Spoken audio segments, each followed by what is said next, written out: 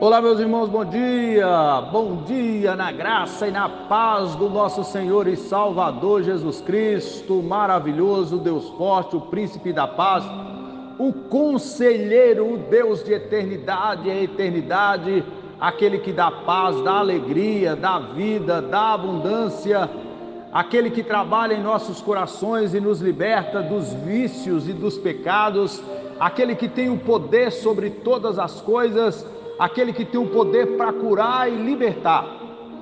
Que esse Jesus poderoso te abençoe neste dia e que a palavra dele entre em seu coração e que surja o efeito pela qual está sendo pregada e que o Senhor tenha liberdade de trabalhar na sua vida de uma forma gloriosa e especial. Pastor Sérgio passando para mais uma meditação da palavra de Deus. E hoje nós vamos meditar no capítulo 3 de Apocalipse, versículos de número 14 até o versículo de número 22, falando hoje sobre a igreja de Laodiceia, onde nos diz: e ao anjo da igreja que está em Laodiceia, escreve, isto diz o Amém, a testemunha fiel e verdadeira, o princípio da criação de Deus. Eu sei as tuas obras, que nem és frio nem quente, tomara que fosse frio ou quente. Assim, porque és morno, não és frio nem quente, vomitar-te-ei da minha boca. Como dizes, rico sou e estou enriquecido, e de nada tenho falta, e não sabe que és um desgraçado e miserável e pobre e nu. Aconselho-te que de mim compres ouro provado no fogo para que te enriqueças, e vestes brancas para que te vistas, e não apareça a vergonha da tua nudez, e que unja os olhos com colírio para que vejas. Eu repreendo e castigo a todo quantos amos, ser pois zeloso e arrepende. Eis que estou à porta e bato, se alguém ouvir a minha voz e abrir a porta, entrarei em sua casa e com ele cearei e ele comigo. Ao que vencer, lhe concederei que se assente comigo no meu trono, assim como eu venci e me assentei com meu Pai no seu trono. Quem tem ouvidos, ouça o que o Espírito diz às igrejas. Esta é a pior igreja citada das cartas no livro de Apocalipse. Ela não tem nenhum problema moral à vista que o Senhor repreende, mas repreende a indiferença desta igreja e do jeito com que ela age em relação à palavra do Senhor. A cidade de Laodiceia foi fundada em 261 a 246 a.C. Laodiceia foi uma cidade na região da Frígia e Lígia, localizada a 60 quilômetros ou 40 milhas ao leste de Éfeso, e originalmente chamada de Dióscole. Antíoco II favoreceu os moradores e, em homenagem à sua esposa Laodique, colocou o nome dessa cidade de Laodiceia. Essa cidade teve um terremoto que a destruiu. Também o Império Otomano destruiu também esta cidade por um período, e os moradores desta cidade rejeitou recursos romanos e eles mesmos reconstruíram a cidade de Laodiceia. Ela se tornou uma das cidades mais importantes da Ásia Menor e foi a capital da província romana da Frígia. Localizava num local importante, numa encruzilhada de duas rotas, entre Filadélfia e Pérgamo. Laodiceia era a cidade mais rica da Frígia, conhecida por sua produção de lã preta, brilhante, lustrosa e luxuosa. Os seus serviços bancários e produtos feitos de pó atraía a atenção das pessoas. Pomadas para ouvidos e colírios Havia uma escola de medicina em Laodiceia. Os aquedutos forneciam água mineral de fontes termais, situada a 10 quilômetros ou 8 ao sul. As águas chegavam a Laodiceia com uma temperatura morna e o seu sabor, devido ao alto teor de minerais, era sempre nauseante ou causavam náusea nas pessoas. Eles não podiam beber dessa água.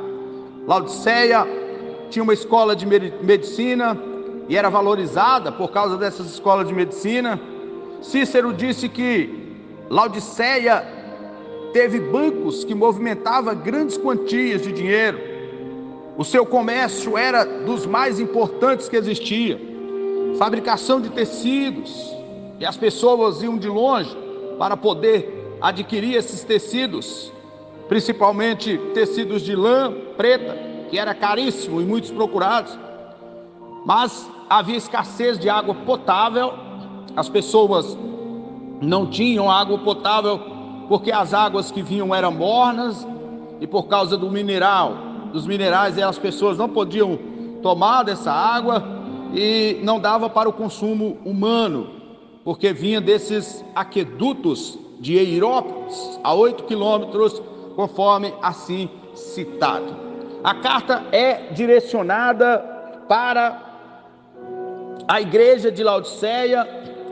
Entende-se sem sombra de dúvidas que o anjo da igreja refere-se ao pastor, ao coordenador, ao bispo da região, e que diz que ele está, o anjo da igreja que está em Laodiceia escreve, isso diz o amém. O amém é geralmente o fechamento, a conclusão das coisas. Então, Todo-Poderoso, a testemunha fiel, não se acha mentira nem engano em Jesus, verdadeira, o princípio da criação, porque ele é de eternidade a eternidade. Eu sei tuas obras. Deus conhece todas as nossas obras, tanto as boas como as más. Conhece tudo o que se passa conosco, que nem és frio nem quente, tomara que foras frio ou quente. Não havia uma decisão do que aquela igreja era ou queria. Não havia uma postura definida deles. Eles deixaram-se influenciar pela riqueza do mundo, e eles não eram mais o sal que temperava o ambiente onde eles estavam assim sendo influenciados pelas pessoas, pela riqueza daquela cidade, e se tornou aqueles crentes que não tinham mais o fervor espiritual, eram crentes morno. Assim, porque és morno e não és frio nem quente, vomitar-te-ei da minha boca. Quando você come algum alimento que faz mal ao seu estômago, o seu estômago lança para fora. A ideia aqui, o que a palavra está dizendo, é que o Senhor vomitaria aquele povo para fora, embora os amasse, quisessem salvá-los, por eles não ter uma decisão, que não era nem frio, não tinha se desviado, e nem era quente, não eram os crentes fervorosos, mas eram os crentes mais ou menos que estavam ali. Sabe aquelas pessoas que você cumprimenta e eles falam assim, estou mais ou menos.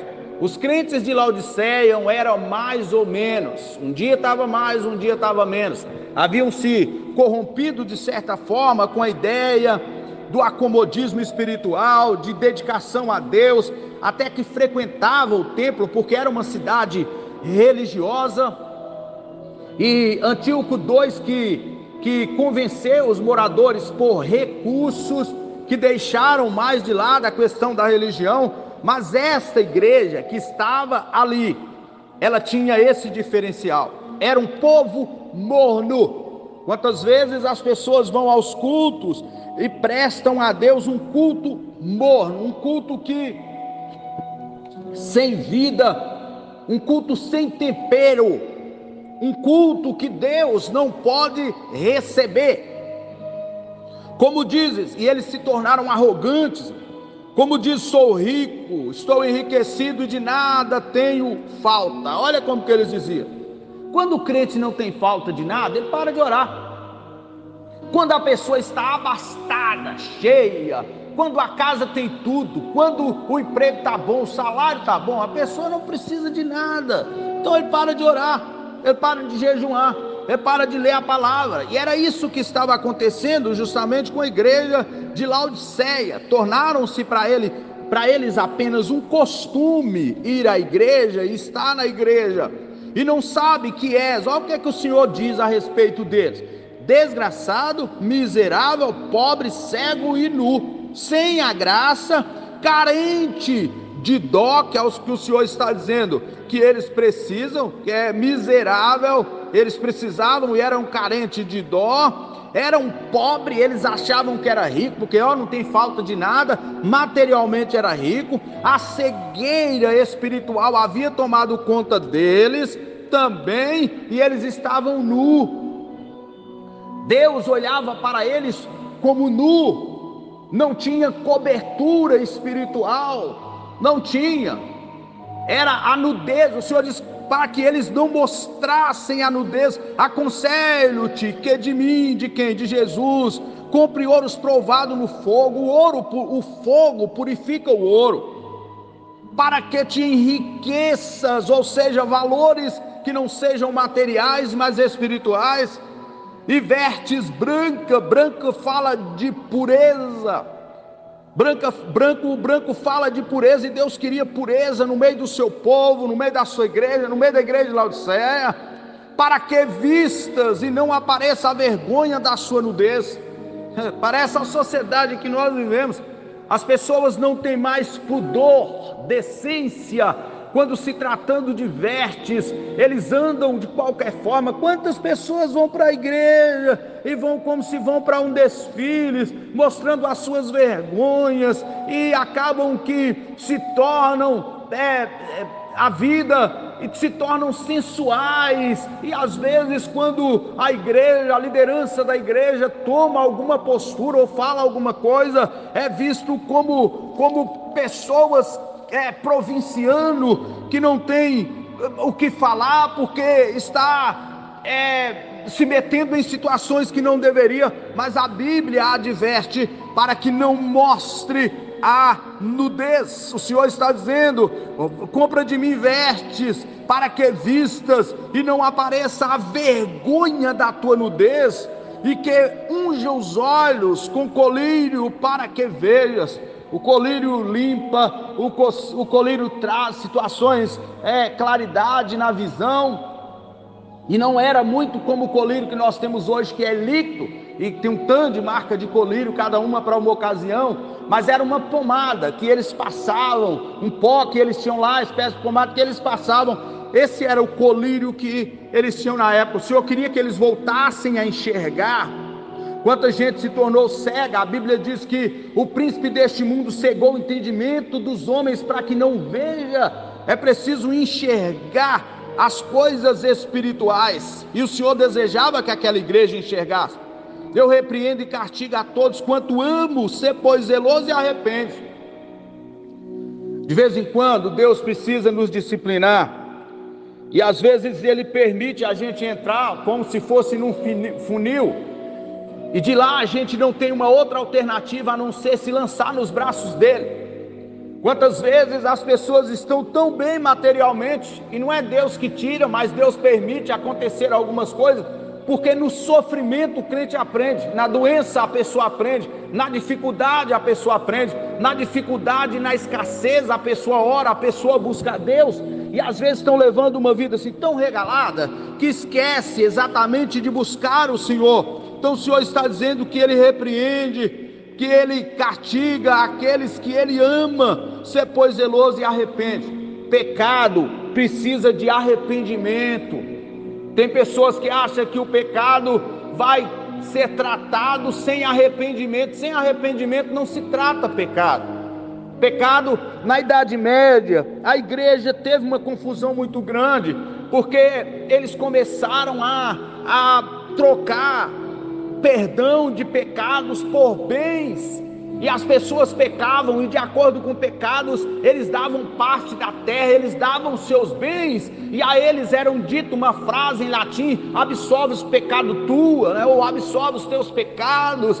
Mas as pessoas voltavam sobrecarregadas da mesma forma. Para receber perdão de pecados, tem que vir a Jesus, tem que se entregar a Jesus. Vinde a mim, vós que estáis cansados, oprimidos e sobrecarregados, e eu vos aliviarei. Tomai sobre vós o meu jugo. Olha como que ele quer, porque o fardo dele é suave, é leve. Jesus tem o perdão para oferecer. Arrepende.